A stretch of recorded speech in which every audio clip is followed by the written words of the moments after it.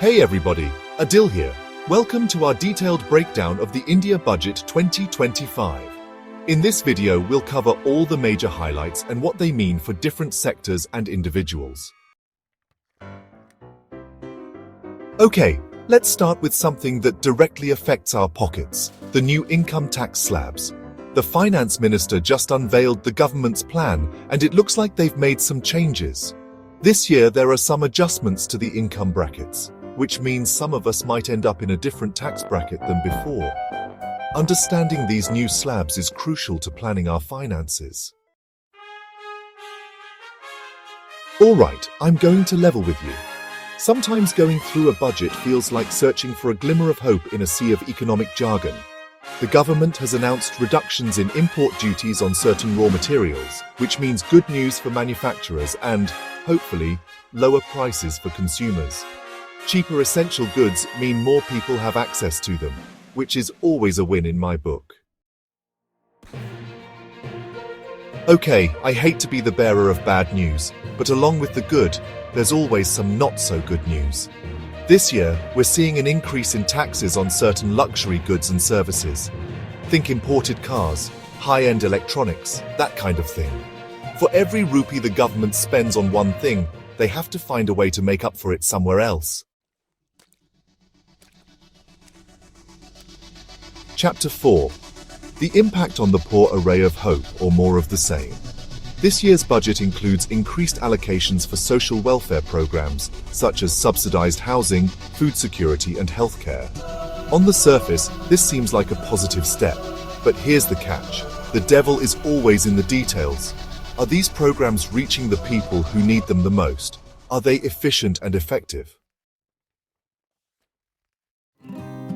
Chapter 5. The middle class squeeze.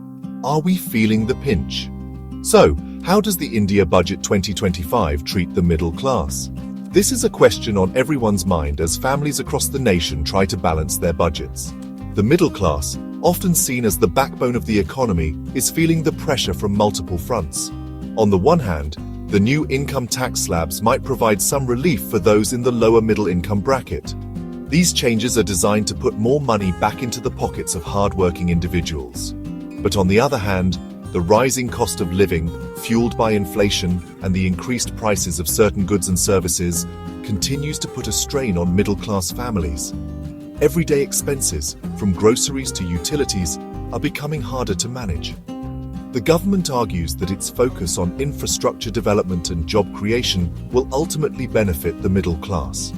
By investing in these areas, they hope to create more opportunities and improve the overall economic landscape. However, the question remains, will these measures be enough to offset the immediate financial challenges faced by the middle class? Chapter 6. Sowing the seeds of change. The budget's impact on farmers. The government has announced a slew of measures aimed at boosting agricultural productivity, including increased credit access for farmers, investments in irrigation infrastructure, and promoting technology adoption in the sector. These are all steps in the right direction, but we've heard these promises before. Will these measures translate into tangible improvements in the lives of our farmers? From factory workers to construction laborers, teachers to nurses, the backbone of any nation is its workforce. The government has emphasized skill development and job creation as key priorities. They've allocated funds for various training programs and initiatives aimed at equipping our workforce with the skills needed for the jobs of the future.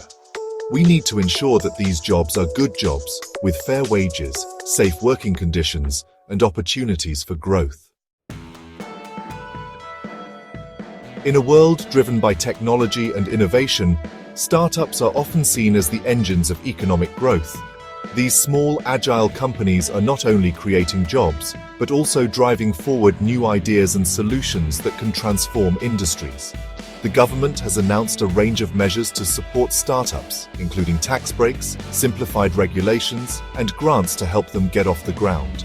These initiatives are designed to reduce the financial burden on new businesses and make it easier for them to navigate the complex landscape of starting a company, and increased access to funding. By providing more opportunities for startups to secure the capital they need, the government hopes to foster a more dynamic and competitive business environment.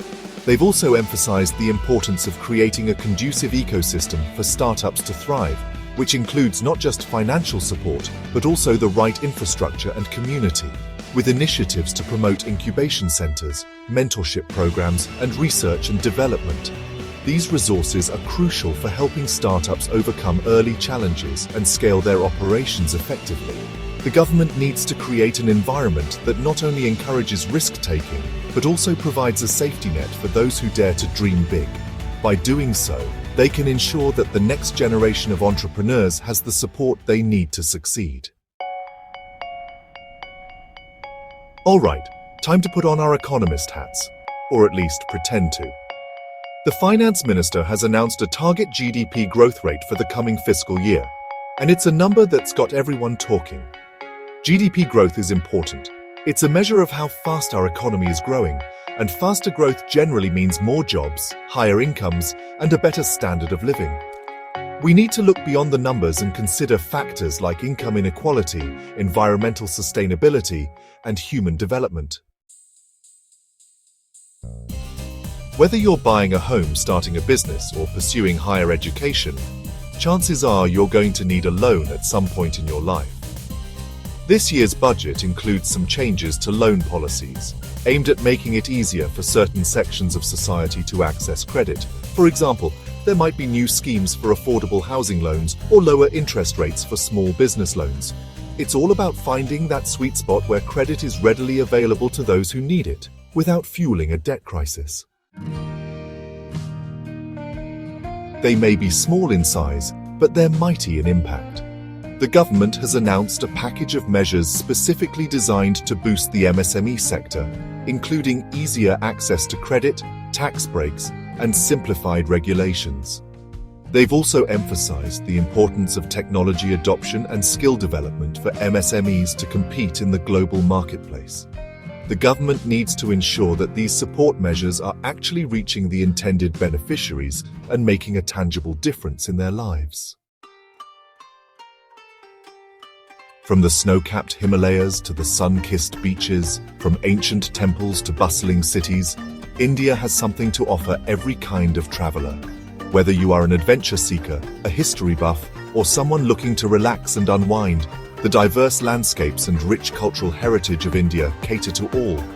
The India Budget 2025 includes a strong focus on promoting tourism, recognizing its potential to boost the economy and create jobs. With initiatives to develop new tourist destinations, the government aims to attract more international and domestic tourists. They are also committed to improving infrastructure at existing ones, ensuring that visitors have a comfortable and memorable experience. The government is also keen on promoting India's rich cultural heritage, showcasing traditional festivals, dance performances, and heritage sites. Through various marketing campaigns and initiatives, they aim to highlight the diverse natural beauty and cultural richness of the country. It's about creating a holistic experience for travelers, one that immerses them in the local culture and traditions. Ensuring that travel is safe and enjoyable is a top priority, with measures in place to protect tourists. The initiatives also emphasize the importance of respecting local communities and the environment, promoting sustainable and responsible tourism practices. The insurance sector is a complex beast, but it plays a crucial role in our lives, providing financial protection against unexpected events. This year's budget includes some changes to the foreign direct investment, or FDI, policies in the insurance sector. The government might increase the limit on FDI in the insurance sector, which means foreign companies can own a larger stake in Indian insurance companies.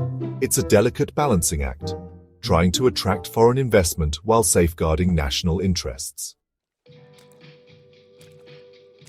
India, the land of spices, yoga, and a global business hub. That's the vision the government has been pushing for, and the India Budget 2025 outlines some of the steps they plan to take to achieve this ambitious goal.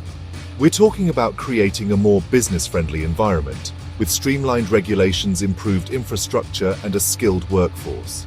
The government is also keen on attracting foreign investment and promoting Indian businesses on the global stage.